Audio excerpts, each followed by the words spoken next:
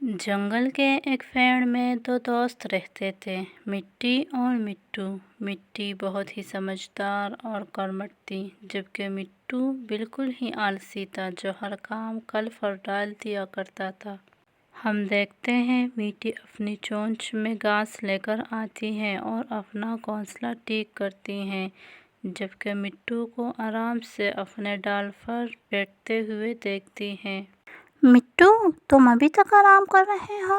बरसात का मौसम आने वाला है, जल्दी से अपना घोंसला ठीक कर लो, वरना फिर पानी से कैसे बचोगे?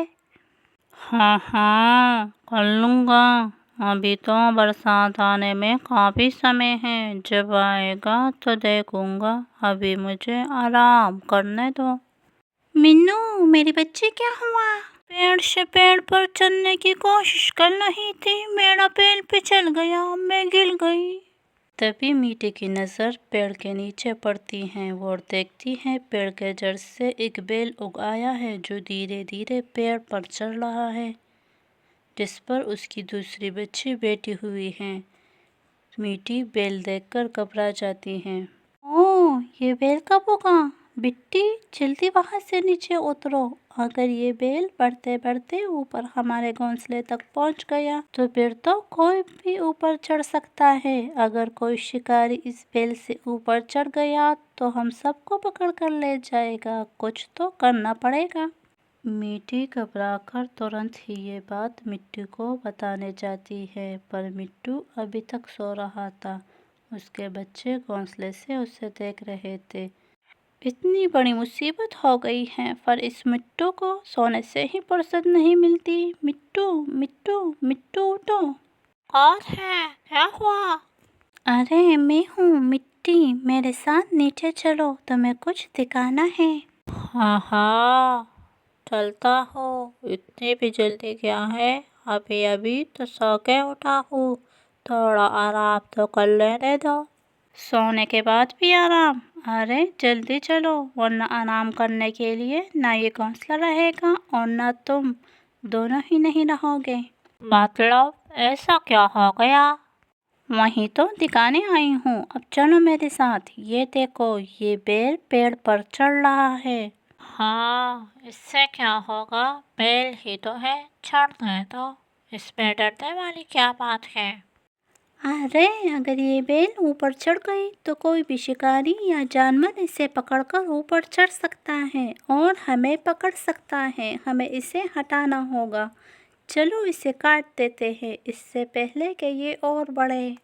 बात तो तब सही कह रही हो मिट्टी, पर अभी ये बहुत छोटी है, इतनी जल्दी ऊपर नहीं आने वाली। इसे आराम से कल काट लेंगे, जल्दी क्या है? पर अभी बेल नाजुक है, हम इसे आराम से काट सकते हैं। अगर ये बड़ी होकर सख्त हो गई तो फिर हम इसे नहीं काट पाएंगे। अरे, काट कैसे नहीं पाएंगे? हमारी नोकीली और तेज चोंच किस दिन काम आएगी? तुम्हें ज्यादा परेशान होने की जरूरत नहीं है। अब चलो आराम करते हैं। मिट्टू, चलो इस बेल को काट देते हैं, नहीं तो बहुत बुरा हो सकता है। हाँ हाँ, काट लेंगे, इतनी भी जल्दी क्या है? मीठी की बार बार समझाने पर भी मिट्टू को बात समझ में न आई। मीठी उस बेल को देखकर डर गई थी, लेकिन बेल काटना अकेले उसकी बस की बात नहीं थी। हम देखते हैं मिट्टी चुपचाप नीचे बैठकर पेड़ पर चढ़ती बेल को देख रही है। फिर वो जाकर उससे काटने की कोशिश करती है, लेकिन बेल बहुत कोशिश के बाद भी नहीं काटती।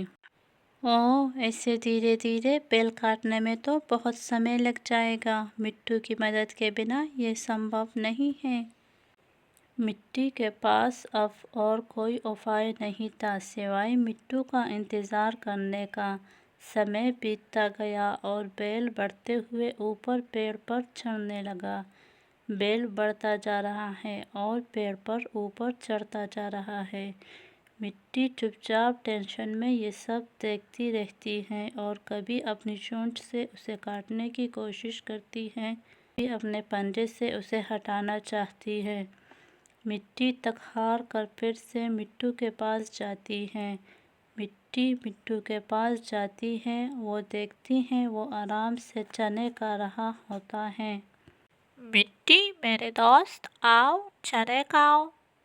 ہمارے اوپر اتنا بڑا مصیبت آنے والا ہے اور تم یہاں آرام سے چنے کھا رہے ہو۔ وہ بیل بڑھ کر اوپر آ گیا ہے، ہمیں اسے کاٹ دینا چاہیے۔ اچھا، وہ بیل، تم ابھی بھی اس کی چنتا میں ہو؟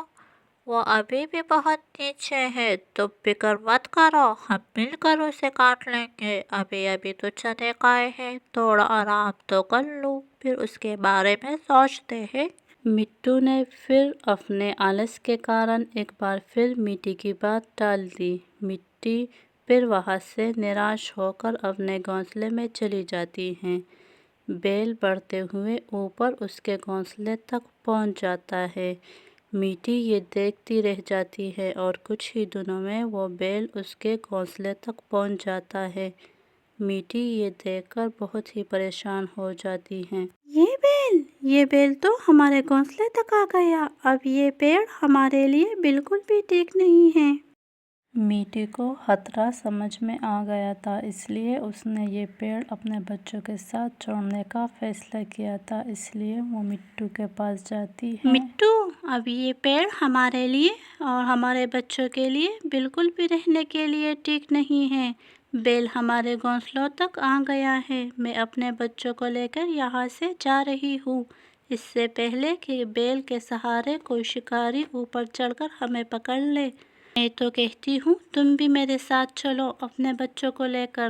مٹی، تم بیکار میں پریشان ہو رہی ہو، یہاں اس جنگل میں کوئی نہیں آنے والا، گھر چھوڑ کر جانے کی کیا ضرورت ہے؟ شکاری کو آنا ہوتا تو اب تک آ بھی جاتا، تمہیں جانا ہے تو جاؤ، میں تو نہیں جاؤں گا۔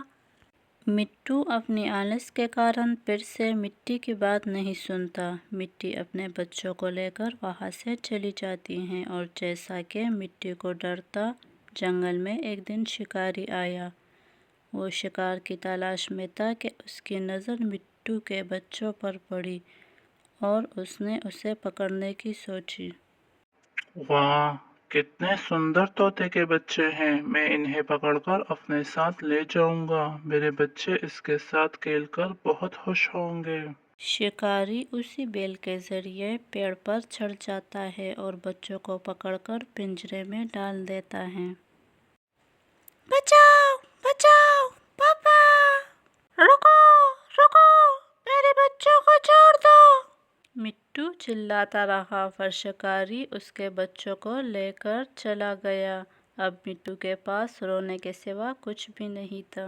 کاش میرے بیٹے کی بات مان لی ہوتی تو آج میرے بچے میرے پاس ہوتے۔